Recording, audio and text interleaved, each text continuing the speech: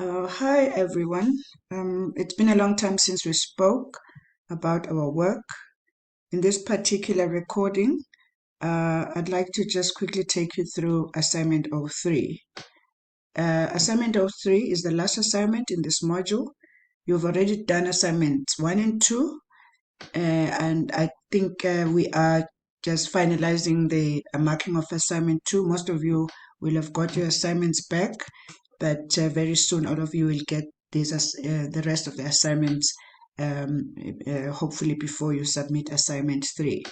Now, assignment 3 is a very interesting assignment in that even though it is actually based on the last units of the study guide, and I'd like to emphasize here, if there was a bit of miscommunication, the last three units, 5, 6, and 7, in particular, unit 7, are the units that would actually give you more meat for doing this assignment.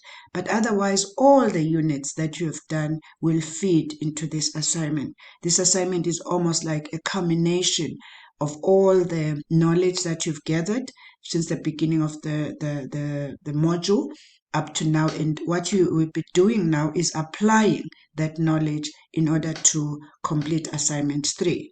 As it states in the assignment, the first 2 assignments, we're exploring just discrete and isolated elements of language structures, like looking at words, their formation, sentences, and how these combine to create meaning.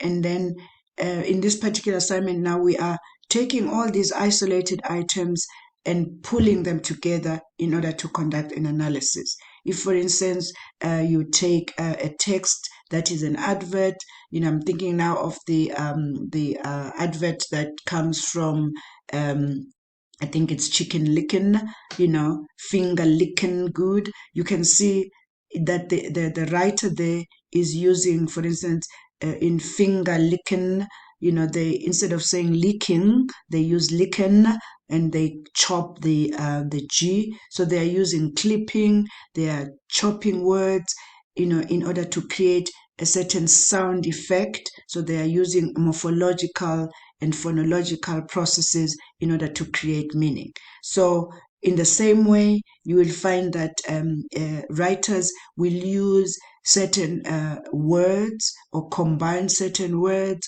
or pick certain metaphors or certain expressions which are maybe outside the normal way of writing in order to create some meaning. And we have discussed some of these in the first 2 assignments.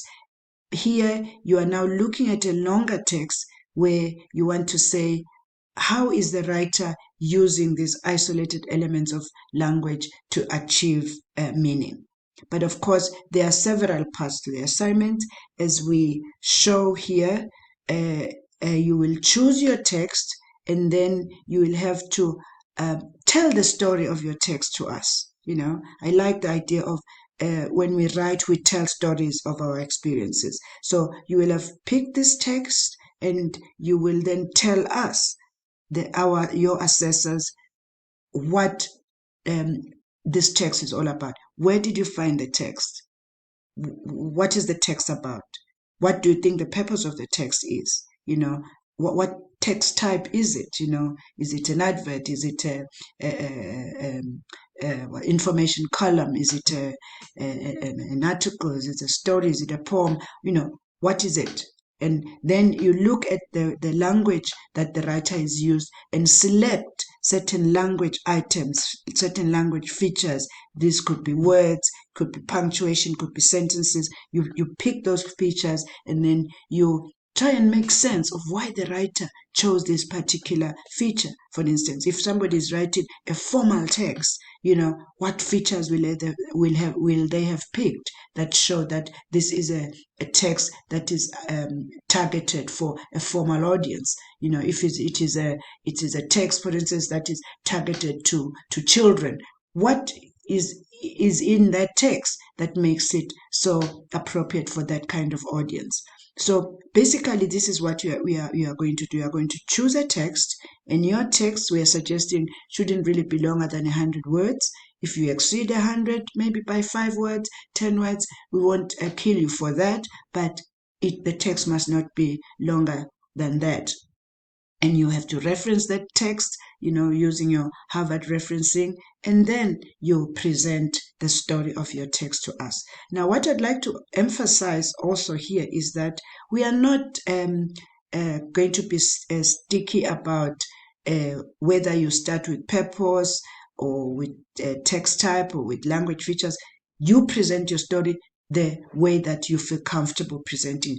If you think that I'm going to start with telling them about who I think the audience is, as long as whatever you're telling us flows. So those aspects are just things that you can use as details, but they need not follow, that sequence as presented here.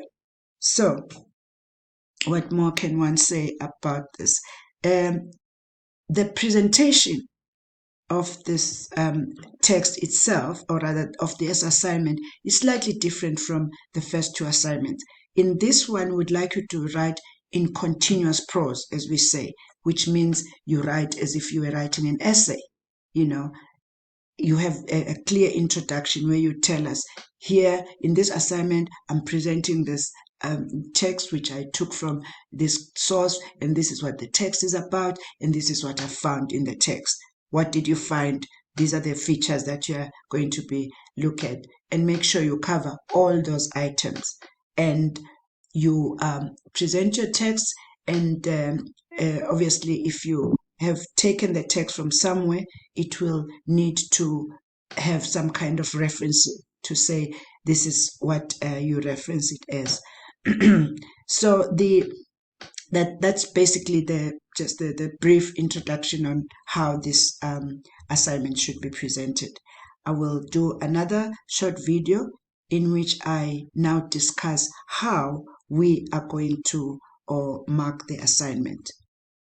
And maybe the last thing before I stop is that make sure that whatever you present to us is no less than 1 page long, but not more than 1.5 pages long. We would really encourage that, because we want to hear your voice. We want to hear you speak to us about what you have found. Okay? And good luck with that. Wait for the next video where we talk about how the text is going to be, or rather the assignment is going to be marked, so that you are clear what you must do and what it is that we'll be expecting from you. And good luck.